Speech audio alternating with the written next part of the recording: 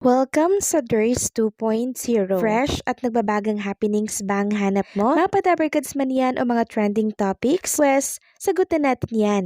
Kaya naman isubscribe nyo na ang ating channel para sa mga nagbabagang balita everyday. So, ayan, welcome back again sa ating YouTube channel mga Kadabarkads, and for today's video, ang pag-uusapan natin ay tungkol sa mga importanteng kaganapan sa loob at sa labas ng Itbulaga. So, kanina nga po mga singing queens natin ang nag-opening number dito po sa Itbulaga. And syempre, ngayong araw po ng Lunes, pre-recorded ang Itbulaga, wala po si Atasha Mulak dito. Ang present ay si Julia Barreto at itong si Arponi Gabriel. At sa therapy naman mga Kadabarkads, si Maine Mendoza and Miles Ocampo talagang okay na nag-uusap na po at nagpapansinan na silang dalawa, and hopefully magtuloy-tuloy na po talaga at maibalik na ang dating friendship ni Maine Mendoza and Miles Ocampo. And nakita ko nga po sa post itong si Atasha Mulak na si Maine Mendoza and Miles Ocampo ay magkasama din dito noong time na nagkaroon po ng party para po sa Thanksgiving party ng 46th anniversary ng Itbulaga. And syempre, narinig ko na rin po kay Miles Ocampo yung ate sis niya na tawag kay Maine Mendoza. Samantalang, isang Dabarkads po ang humihingi ng saklolo para ipareport yung nagkakalat ng fake news tungkol sa kanya. And maging sa ilang mga host ng Itbulaga, biktima rin po sila ng fake news at kung ano-anong maling balita. Sabi nga po dito ni Ai Sigera, this is what fake news looks like. Kapag pinagsama-sama ang pictures mo at inimbentuhan ng kwento, that's not journalism, that's exploitation.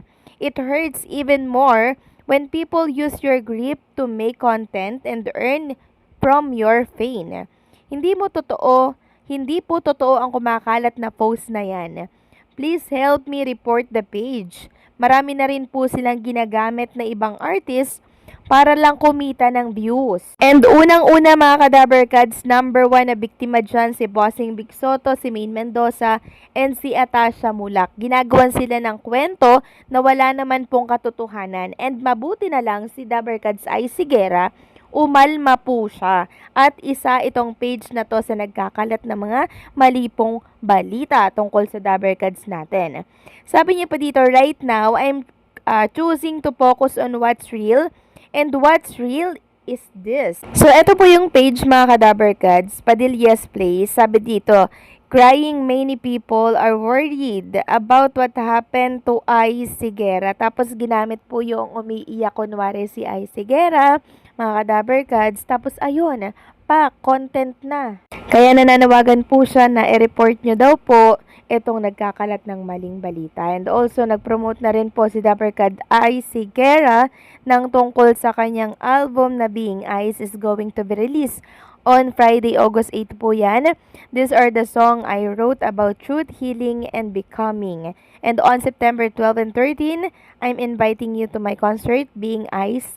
Live na live yan. Next topic naman, pag-usapan natin mga Kadabarkads ang tungkol dito sa nireveal po ni Jean Jordan tungkol sa mga clones po ni Elvis Presley, and syempre itong si Elvis Presley and itong si Matt Monroe, na kung saan talagang ito yung may higpit niya po na kalaban. Pero nakakagulat dito, sobrang close pala silang tatlo mga Kadabarkads. Sabi nga dito, sorry sa flare ng camera namin, lilikot kasi. Tagging Matt Monroe, Elvis Presley, akala mo mga tahimik sa unang tingin pero mas hyper pa pala sa akin. Ako mabilis na lumagatok ang buto, magto 30 years old na. Si Yuzunes mga koy. So si Matt Monroe po and itong si Elvis Presley, talagang pasabog din po ang performance na to mga Kadabarkads.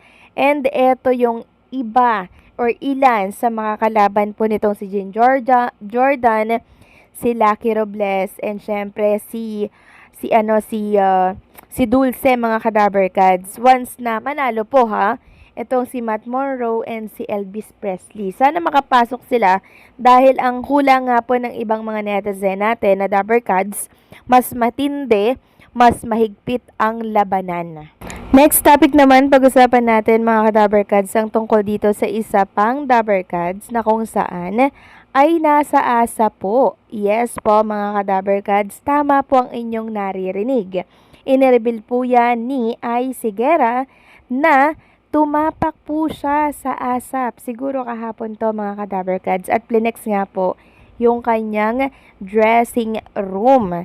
Sabi niya, excited akong makasama siya to perform our first collab on ASAP. We share the same love for honest, quiet songs.